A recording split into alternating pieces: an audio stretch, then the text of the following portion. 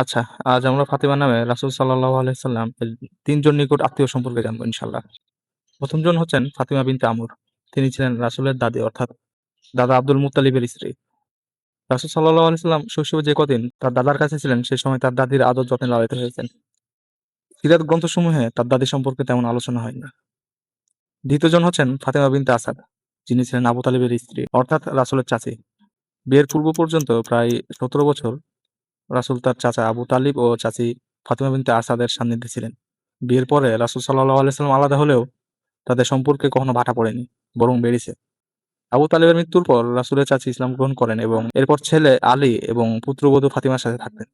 তিনি ইন্তিকাল করলে রাসূল সাল্লাল্লাহু আলাইহি সাল্লাম নিজে তার কবর খনন করেন। আরেকজন ফাতিমার নাম অলরেডি আমাদের আলোচনায় চলে এসেছে। সেটা হচ্ছে ফাতিমা বিনতে মুহাম্মদ অর্থাৎ রাসূল সাল্লাল্লাহু আলাইহি সাল্লাম ও খাদিজার কন্যা রাদিয়াল্লাহু তাআলা আনহু। তার ব্যাপারে আমরা সবাই কম বেশি জানি। তিনি শৈশবে মাতার সাথে ইসলাম কবুল করেন।